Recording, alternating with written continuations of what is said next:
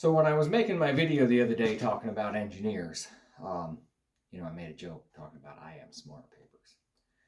And I got thinking about that and had a couple people comment. And I didn't want anybody to think that I was throwing off on educated people by any means. I'm just saying sometimes people that are educated, they may not have as much common sense, or they may not have the real world experience that some of us out here in the field have. I mean, again, nothing against an education, nothing against I am smart papers. I mean, my wife is a teacher. She's got 2 master's degrees. I mean, you don't know about people. I mean, who knows? I mean, I could have I am smart papers. I mean, you don't know. I could be a literature major. I might know the difference between an ode and a sonnet. It's possible that when somebody says, I'll take my pound of flesh, that I know where that comes from. That comes from the play The Merchant of Venice. I could possibly know and recite by heart poetry that has 20 stanzas in it. I mean, you don't know. You just don't know. I mean, strange things. I mean, I'm from Canada originally, and there are strange things done in the midnight sun by the men who moil for gold. And the Arctic trails have their secret tales that would make your blood run cold. And the Northern Lights have seen queer sights, but the queerest they ever did see was that night on the barge of Lake Lamarge I cremated Sam McGee.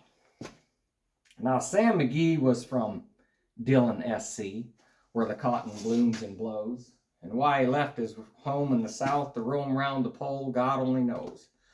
For he was always cold, but that land of gold seemed to hold him like a spell. Though he'd often say in his homely way that he'd sooner live in hell. On a Christmas day, we were mushing our way over the Dawson Trail. And talk of your cold through the parka's fold, it stabbed like a driven nail. And if our eyes we'd close, then our lashes froze, till sometimes we could not see.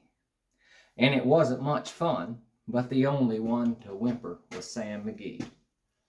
And that very night, as we laid packed tight in our robes beneath the snow, and the dogs were fed, stars overhead, they were dancing heel and toe.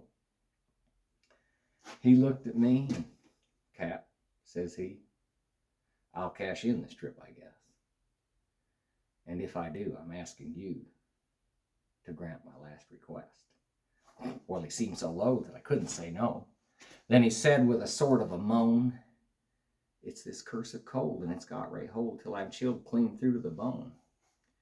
Yet 'tain't being dead, it's my awful dread of the icy grave that pains.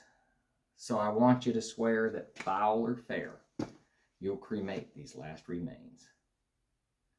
Well, a friend's last need is a thing to heed, so I swore that I would not fail.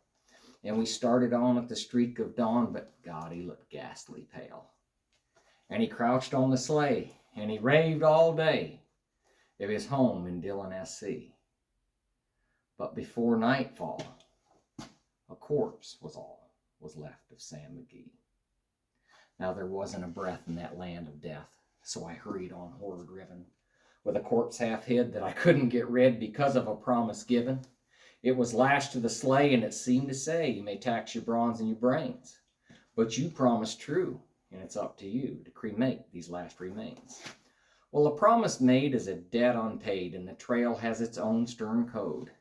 In the days to come, though my lips were numb, in my heart how I cursed that load. And the long, long night by the lone firelight, with the huskies round in their ring, howled out their woes to the homeless snows. Oh God, how I loathed that thing. And every day that quiet clay seemed to heavier and heavier grow. But on I went, though the dogs were spent, and the grub was getting low. And the trail was bad, and I felt half mad, but I swore that I would not give in. And I used to sing to the hateful thing, and it hearkened me with a grin. Till I came to the marge of Lake Labarge, and a derelict there lay. It was jammed in the ice, and I saw it in a trice. It was called the Alice May. And I looked at it, and I thought a bit.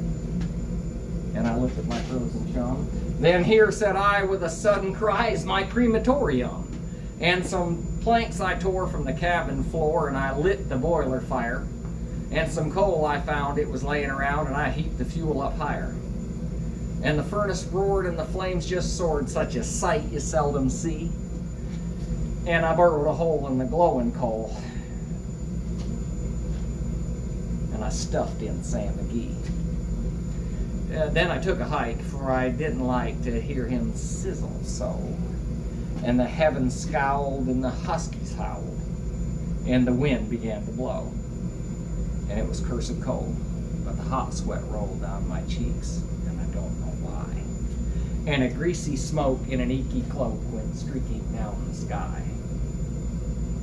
Now I do not know how long in the snow that I wrestled with grisly fear, but the stars came out and danced about, and ere again I ventured near. And I was sick with dread, but I bravely said, I'll just take a peep inside, 'cause I guess he's cooked, and it's time that I looked, and the door I opened wide. And there sat Sam, looking cool and calm in the heart of the furnace roar, and he wore a smile you could see for a mile. He said, please close that door, 'cause it's fine in here, but I greatly fear that you'll let in the cold and storm. Since I left Main Street down in Dillon, SC, it's the first time I've been warm. Now there are strange things done in the midnight sun by the men who moil for gold, and the Arctic trails have their secret tales that make your blood run cold.